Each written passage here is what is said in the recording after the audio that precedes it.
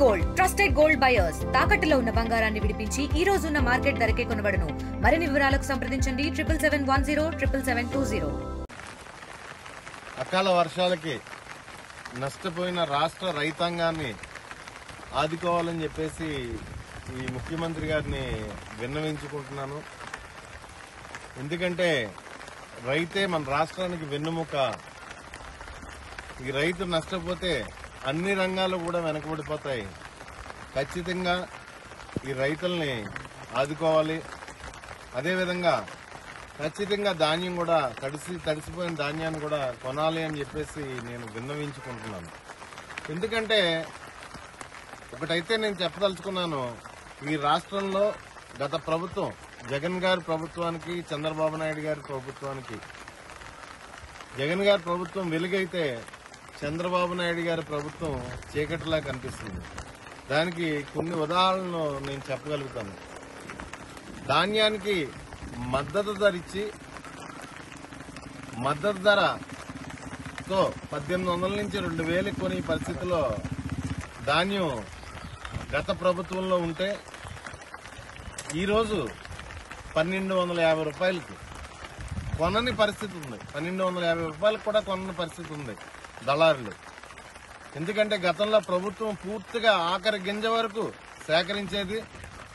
జగన్ గారి ప్రభుత్వంలో చంద్రబాబు నాయుడు గారి ప్రభుత్వంలో తూతు మంత్రంగా సేకరించి రైతుల్ని గాలికి వదిలేసిన పరిస్థితి. మరొక్కసారి విజ్ఞప్తి చేస్తున్నాను, ఈ రాష్ట్రంలో అకాల వర్షాలకి నష్టపోయిన రైతాంగాన్ని ముఖ్యమంత్రి గారు ఆదుకోవాలి. లేదంటే మీది చీకటి ప్రభుత్వం కిందే లెక్కేయవలసి వస్తుంది. ఇంకొక ఉదాహరణ చెప్తున్నాను.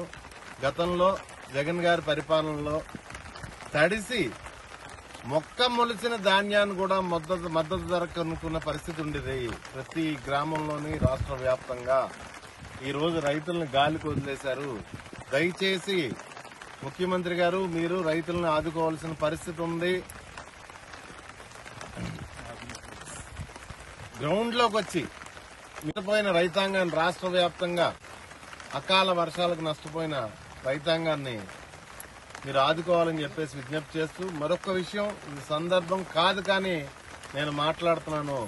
ఈ రోజు రాష్ట్రంలో పరిస్థితులు ఏ విధంగా ఉన్నాయంటే, దేవాలయాలకి భక్తులు దండం పెట్టుకోవడానికి వెళ్లడానికి భయపడే పరిస్థితులు ఈరోజు రాష్ట్రంలో ఉన్నాయి. దయచేసి మిమ్మల్ని ఇంకొకసారి విన్నవించుకుంటున్నాను. మొన్న సింహాచలంలో జరిగిన దురదృష్టకర సంఘటనని, అది తప్పు అధికారులదో లేకపోతే భక్తులదో లేకపోతే ప్రజలదో, మీది కాదు అని చెప్పేసి మీరు పక్కకు తోసేసుకుంటున్నారు. సరే, తప్పు ఎవరిదైనా కనీసం పరామర్శించవలసిన బాధ్యత మన మీద ఉంది కదా ముఖ్యమంత్రి గారు. ఖచ్చితంగా బాధితుల్ని పరామర్శించి బాధితుల్ని న్యాయం చేసి బాధ్యత మీ మీద ఉంది కదా. ఆ బాధ్యత కూడా మీరు విస్మరిస్తే ఎట్లాగని చెప్పేసి మిమ్మల్ని నేను ప్రశ్నిస్తున్నాను ముఖ్యమంత్రి గారు. ఇదే అడుగుతున్నాను నేను. చీకటి రాజ్యం లేకపోతే జగన్ గారి పరిపాలనలో ఉదయం అని చెప్పేసి నేను బేరీజు వేసి చెప్తున్నాను. ఎంత తేడా ఒకసారి మీరు గమనించుకోవాలి. ప్రజల కష్టాల్లో ఉంటే ఒక ముఖ్యమంత్రికి మనసు ఉండాలి. మంచి మనసున్న ముఖ్యమంత్రి అయితే ఖచ్చితంగా ప్రజల కష్టాల్లో ఉన్న ప్రజలను ఆదుకుంటాడు.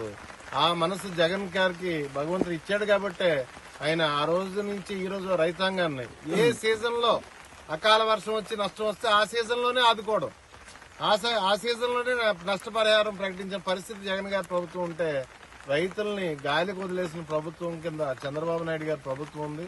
ఖచ్చితంగా ఈ రాష్ట్ర రైతాంగాన్ని అందరినీ అకాల వర్షాన్ని బారిన పడ్డ రైతాంగాన్ని ఆదుకోవాలని చెప్పేసి నేను కోరుకుంటున్నాను. మరిన్ని వీడియోస్ కోసం ఛానల్ ని సబ్స్క్రైబ్ చేయండి. లేటెస్ట్ అప్డేట్స్ కోసం వాట్సాప్ ఛానల్ ని ఫాలో అవ్వండి. ఆ లింక్ డిస్క్రిప్షన్ లో ఉంది.